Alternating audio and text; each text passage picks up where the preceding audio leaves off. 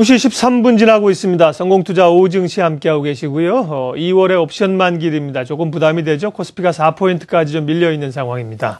박문환의 돈이 되는 투자 칼럼 가겠습니다. 하나대투증권 청담금융센터 박문환 이사 연결합니다. 안녕하세요. 네, 안녕하세요. 어제 연준이 의회에 제출한 보고서를 보니까 상대적으로 이머징 국가 가운데 한국과 대만이 안정적이다. 소위 이 취약성 지수가 낮다고 얘기를 했는데요. 그럼에도 불구하고 우리 지수는 좀 올라야 되는데 못 오릅니다. 왜 그럴까요? 체력만 가지고 따지면야 우리나라가 정말 좋죠. 그런데 요즘엔 체력보다는 심리적인 부분이 더욱더 중요시되고 있는 시장입니다. 그 부분을 좀 더 자세하게 설명을 드려야 될 것 같은데요.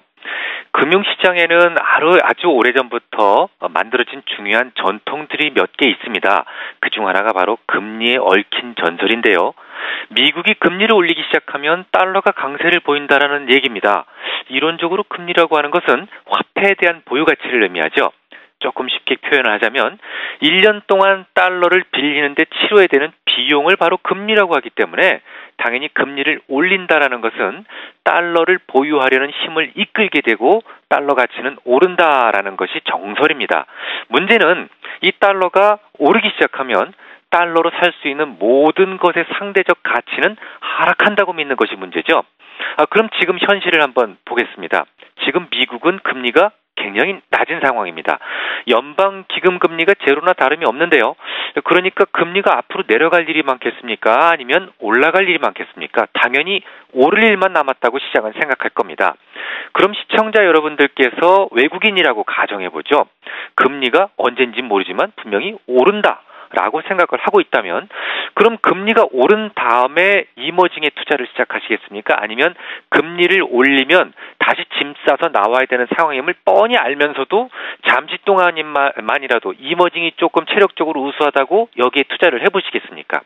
돈들은요 무척 보수적입니다. 그게 언제인지 확실치 않더라도 조만간 금리가 오를 수 있는 상황이다라고 파악이 된다면 이머징 공격적으로 매수할 일은 없는 것이고 그것이 이머징이 차별을 받는 이유입니다. 미국이 조만간 금리를 올릴 수 있다는 두려움은 이미 지난 2011년 고점을 찍고 난 이후부터 시작이 됐고요. 그때부터 이머징은 30% 이상 하락을 했습니다. 사주는 사람이 없으니까요. 그나마 우리나라는 FTSEM에서만큼이라도 선진 증시로 인정을 해주니까 덜 빠진 거죠. 충분히 빠졌다고 생각하니까 더 이상 하락하지 않습니다만 또 언젠가 금리를 올릴 수 있다고 생각하니까 이 외국인들은 들어오지 않고 결국 우리나라는 좁은 박스권에서 3년 이상 허송 세월을 보낼 수밖에 없었던 겁니다. 네, 전반적으로 미국이 금리 인상하게 되면 시장에는 부담일 수도 있지만 역으로 금리 인상하는 시점이 금리를 올려야 외국인 자금이 들어올 수 있다 이런 겁니다. 근데 연준은 상당 기간 초저금리 기조를 유지하겠다고 얘기를 했잖아요. 그러면 금리 인상 시기는 언제쯤으로 예측하세요? 미국은 국채와 MBS 즉 모기지 채권을 사기 위해서 새로 찍어낸 돈이 어마어마합니다. 3조 8천억 원이죠. 이 중에서 87%는 연준 창고에 재예치되어 있습니다라고 제가 어젠가 그전가 말씀을 드렸죠. 다시 말씀드리겠습니다. 금리가 뭐라고요? 화폐의 보유 가치입니다. 그런데 이 보유 가치라고 하는 것은 아무 때나 올라가는 게 아닙니다. 희소성이 있을 때 보유를 해도 뭐가 좀 이렇게 드물게 가지고 있어야 그게 올라갈 가치가 있는 거죠. 하지만 지금 미달러화는 드물지 않습니다. 너무 많이 찍어낸 나머지 이제는 희소성이라고 하는 명제하고는 거리가 멀어졌습니다. 지금은 초과 지준금리가 25베이스포인트에 연방기금금리가 10베이스포인트 정도죠. 약 15베이스포인트 정도의 안정적인 수익을 보장하면서 이 돈들은 세상 밖으로 나오는 것을 통제당하고 있습니다. 만약 장기금리가 오를 조짐이 보이면 연준은 즉각 초과지준을 금리를 낮춰서 돈들이 바깥으로 나와 금리가 상승하는 것을 막을 겁니다. 희소성을 떨어뜨릴 거죠. 전 의장이었던 벤 버냉키나 아니면 자넷 옐런이 그토록 자신감 있게 초저금리를 상당 기간에 걸쳐 유지하겠다라고 큰 소리 칠 수 있었던 것은 분명 뭔가 믿는 구석이 있었기 때문이겠죠.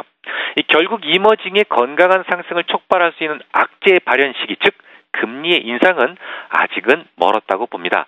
그래서 지난 수년간 지겹도록 박스권 흐름을 보여왔던 것이고 앞으로도 당분간 박스권 전략이 유효할 수밖에 없겠습니다. 자, 그러면 3년 넘게 지루하게 진행되어 왔던 이 지독한 박스권 돌파 시기는 언제쯤 될까요? 시장이 전통적인 금리의 전설이 잘못된 것일 수도 있다라는 것을 알 수만 있다면, 즉 미국 금리 인상이 된다고 하더라도 곧 연준의 지준율 조작만 가지고도 다시 장기 금리를 하락시킬 수 있다라는 것을 시장이 인정하게 되는 순간 이머징은 상승을 재개할 가능성이 높습니다. 만약에 그런 조짐이 보이면요, 여러분들한테 가장 먼저 알려드리도록 하겠습니다. 네, 미국의 금리라는 툴을 가지고 시장을 예측해 주셨습니다. 당분간은 박스권 전망 전략이 유효하다는 말씀이죠. 하나대투증권 청담금융센터 박문환 이사였습니다. 고맙습니다.